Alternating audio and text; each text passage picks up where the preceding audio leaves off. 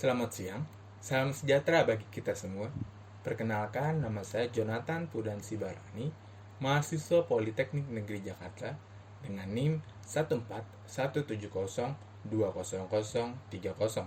dengan prodi D3 Keuangan Perbankan kelas BK6B.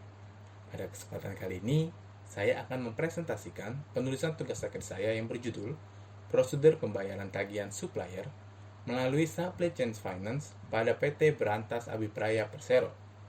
Sebelumnya, izinkan saya untuk mengucapkan terima kasih kepada Pak Atyanto Mahatmyo, SEMMAK, selaku dosen pembimbing satu saya yang sudah membantu saya dalam penulisan tugas akhir ini, dan juga kepada Bu Yeni Nuraini, SEMM, sebagai dosen pembimbing 2 yang juga senantiasa membantu saya dalam penulisan tugas akhir ini. Masuk dalam pembahasan pertama, yaitu mengenai latar belakang. Kebutuhan operasional perusahaan tidak terlepas dari aktivitas bisnis sebagai modal utama perusahaan dalam menangani kegiatannya yang terkait dengan suatu produk atau jasa, terutama bagi perusahaan yang bergerak dalam bidang konstruksi pembangunan dalam melakukan kegiatan operasionalnya. Untuk memenuhi kebutuhan operasional, maka pembelian barang dan jasa merupakan salah satu cara yang dapat dilakukan oleh perusahaan. Untuk menghemat waktu dan biaya, maka pembelian bisa dilakukan dengan bekerja sama dengan supplier yang merupakan industri yang menghubungkan produk dari produsen ke customer. Dengan adanya pembelian secara kredit, maka akan timbul tagihan yang merupakan suatu kewajiban yang harus dilunasi dalam periode tertentu oleh pihak tertagih, yaitu perusahaan. Untuk melunasi tagihan tersebut, perusahaan membutuhkan sebuah prosedur yang tepat, efisien, dan efektif untuk melakukan pembayaran kepada pihak supplier. Selanjutnya, saya akan memberitahukan tujuan dari penulisan tugas akhir saya. Yang pertama, untuk mengetahui ketentuan umum pembayaran tagihan supplier pada PT Berantas Abipraya Persero. Yang kedua, mengetahui bagaimana mekanisme pembayaran supply chain finance pada PT Berantas Abipraya Persero. Yang ketiga, mengetahui proses verifikasi dokumen pada proses transaksi pembayaran PT Berantas Abipraya Persero. Yang keempat, mengetahui apa saja kendala dalam proses pembayaran tagihan supplier pada PT Berantas Abipraya Persero. Yang terakhir, melakukan review terhadap proses pembayaran tagihan supplier melalui Supply Chain Finance pada PT Berantas Abipraya Persero. Selanjutnya, saya akan menjelaskan apa pengertian prosedur dan tujuan prosedur itu sendiri. Menurut Mulyadi, prosedur adalah suatu kegiatan clerical, biasanya melibatkan beberapa orang dalam suatu departemen atau lebih, yaitu dibuat untuk menjamin penanganan secara seragam transaksi perusahaan yang terjadi berulang-ulang. Tujuan prosedur itu sendiri, 1. Menjamin kelancaran arus informasi dalam urutan yang benar. 2. Menghindari kemungkinan kecurangan. 3. Menyediakan batasan pengendalian yang tepat. 4. Memungkinkan penyisipan informasi yang hilang sesuai dengan persyaratan sistem. 5. Menyesuaikan informasi yang tidak akurat. 6. Memasukkan informasi tambahan yang dianggap perlu. 7. Mengkonfirmasi pernyataan hukum. 8. Memberikan informasi yang tepat kepada supervisor dan manajer dengan tepat waktu. Yang ke-9. Mengintegrasikan prosedur dan sistem lainnya. Ke-10. Menjamin ekonomis. 11. Menjamin dengan cepat pertanyaan dari staf, pelanggan, pemasok, dan lain-lain. Ke-12. Mempertahankan kinerja karyawan pada level tertinggi. Ke-13. Menyajikan semua informasi dalam bentuk yang paling cocok. Dan yang terakhir, menunjukkan keakuratan informasi. Selanjutnya, saya akan menjelaskan tentang sistem pembayaran. Menurut Undang-Undang Dasar Nomor 23 Tahun 1999 tentang Bank Indonesia, sistem pembayaran adalah suatu sistem yang mencakup seperangkat aturan, lembaga, dan mekanisme yang digunakan untuk melaksanakan pemindah dana guna memenuhi suatu kewajiban yang ditimbul dari suatu kegiatan ekonomi. Selanjutnya, saya akan menjelaskan profil perusahaan PT Berantas Abipraya Persero. Sebagai perusahaan konstruksi nasional, yang mengawali dari hasil pengakaran proyek induk pembangunan wilayah Sungai Kali Brantas yang lebih dikenal dengan proyek Brantas. PT Brantas Abi Praya Persero sekarang dikenal sebagai kontraktor umum yang dapat diandalkan, tidak hanya menangani proyek-proyek irigasi, tetapi juga telah melaksanakan beberapa proyek-proyek besar di seluruh negeri, yaitu bendungan besar, terowongan, jalan dan jembatan, lapangan terbang atau bandara, listrik tanaman, dan lain-lain. Alamat kantor PT Brantas Abi Praya Persero sendiri ada di Jalan Majen DI Panjaitan, nomor Kavling 14, RT 3, RW 11, Cipinang Cipendak, Kecamatan Jatinegara, Kota Jakarta Timur, Daerah Khusus Ibu Kota Jakarta. Arti nama PT Brantas Abi Praya Persero sendiri berasal dari kata Brantas dan Abi Praya. Brantas adalah nama sungai di Jawa Timur, sedangkan Abi Praya adalah semangat yang diambil dari Kamus Bahasa Indonesia S. Wojowasito, sehingga arti nama dari Brantas Abi Praya adalah semangat berantas. Sedangkan arti logonya sendiri, warna kuning di dalam logo melambangkan pekerjaan sipil, seperti warna dalam lambang Kementerian Pembangunan Umum. Sedangkan warna biru yang digunakan pada logo menunjukkan core kompetensi PT Brantas Abi Praya dalam bidang irigasi. Sehingga diharapkan dengan identitas ini, PT Brantas Abi Praya dapat melahirkan semangat baru, memperkuat komitmennya sebagai perusahaan terpercaya dalam industri konstruksi. Sedangkan visi dan misi PT Brantas Abi Praya sendiri adalah, yaitu visinya menjadikan perusahaan terpercaya dalam industri konstruksi. Sedangkan misinya menyediakan produk konstruksi bermutu tinggi secara profesional dan berkelanjutan yang ditopang dengan cara memberikan produk yang bersaing dalam hal harga, mutu, pelayanan, dan ramah terhadap lingkungan serta mengutamakan keselamatan dan kesehatan kerja. Bekerja secara efisien menurut standar yang diunggul dan diakui secara internasional, selalu menjaga hubungan baik dengan seluruh stakeholder, menerapkan teknologi informasi yang terintegrasi. Selanjutnya saya akan menjelaskan dokumen apa saja yang diperlukan dalam pembayaran tagihan supplier melalui supply chain finance. Yang pertama ada surat pesanan barang. Surat pesanan barang atau yang dikenal dengan surat order pembelian atau purchase order merupakan sebuah dokumen yang dibuat oleh pembeli, dalam hal ini PT Brantas Abi Praya Persero, yang mencatat deskripsi, jumlah, informasi yang berkaitan dengan barang dan jasa yang hendak dibeli oleh pembeli. Yang kedua adalah surat pengiriman barang, berisikan tujuan kemana barang akan dikirimkan, beserta keterangan lengkap tentang barang yang akan dikirim. Yang ketiga, berita acara serah terima. Dokumen berita acara serah terima menerangkan bahwa pesanan yang dipesan sudah diterima atau sudah dilakukan serah terima barang dan ditandatangani oleh bagian terkait. Yang keempat, dokumen verifikasi tagihan, berisikan nama departemen dan unit perusahaan yang terkait dalam proses persetujuan dokumen supply chain finance untuk ditandatangani. Yang kelima, invoice.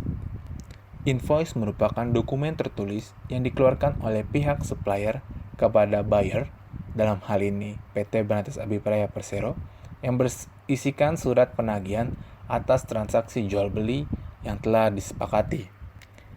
Invoice dibuat berdasarkan barang yang telah diserahkan dan diterima oleh pembeli karena invoice berfungsi sebagai bukti penagihan terhadap pembelian yang dilakukan. Yang keenam, instruksi pembayaran invoice. Instruksi pembayaran invoice ini diterbitkan oleh pihak pemohon, dalam hal ini PT Brantas Abi Praya Persero, yang ditujukan kepada bank untuk pemohonan pembayaran pendanaan kepada pihak supplier sesuai dengan informasi yang tertera pada invoice.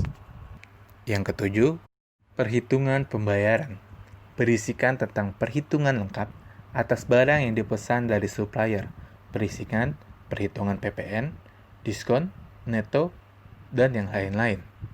Yang kedelapan, berita acara pembayaran, berisikan pernyataan pihak pemesan kepada pihak supplier yang menyatakan bahwa tagihan sudah dibayar sesuai dengan invoice. Yang kesembilan, faktur pajak. Faktur pajak adalah sebuah bukti penguat pajak yang dibuat oleh pengusaha kena pajak atau PKP atau penyerahan jasa kena pajak JKP. Artinya, ketika PKP menjual suatu barang atau jasa kena pajak, maka harus menerbitkan faktur sebagai tanda bukti dirinya telah memungut pajak dari orang yang telah membeli barang atau jasa kena pajak hal tersebut. Yang ke-10, bukti pengeluaran kas. Dokumen ini dibuat oleh bagian akuntansi perusahaan untuk dasar pencatatan transaksi pembelian. Dokumen ini juga berfungsi sebagai perintah pengeluaran kas untuk pembayaran tagihan kepada supplier.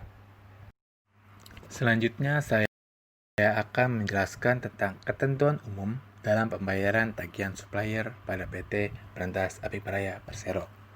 Yang pertama, pembayaran tagihan kepada pihak ketiga atau supplier harus disertai dengan surat pesanan barang atau biasa dikenal dengan surat purchase order atau dokumen pembelian lainnya. Yang kedua, invoice yang dilampirkan adalah invoice asli dari supplier. Yang ketiga, faktur pajak wajib dimintakan kepada supplier apabila dalam proses pembayaran terdapat kegiatan pemungutan pajak.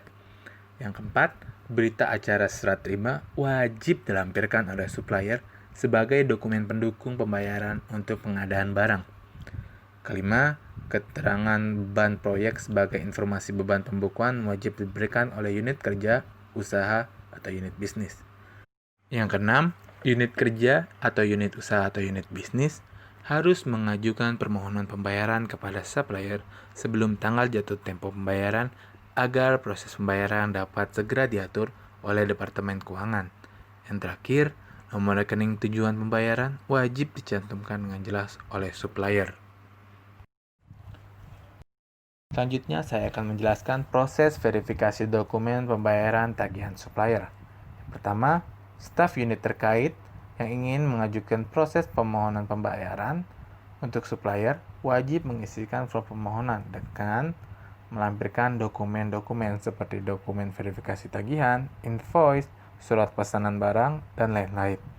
Selanjutnya, kepala unit terkait melakukan verifikasi kelengkapan dan kebenaran terhadap persetujuan permohonan pembayaran yang akan diajukan kepada Departemen Keuangan.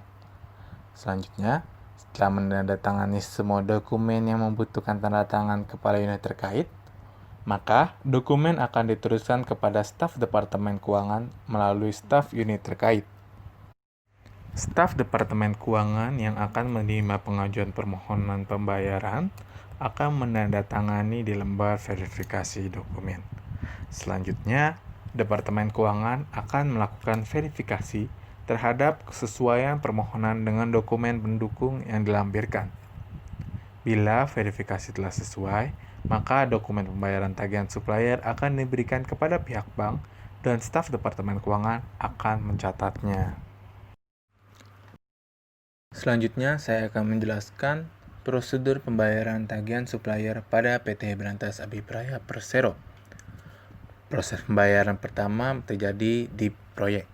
Pertama, proyek membuat permintaan alokasi dana kerja dan dokumen pembayaran hutang melalui fasilitas supply chain finance. Yang kedua, untuk pembayaran dengan supply chain finance, proyek meminta rekanan atau dalam hal ini supplier untuk membuat surat pernyataan bahwa bersedia dibayar melalui fasilitas supply chain finance dengan melengkapi data-data yang dibutuhkan.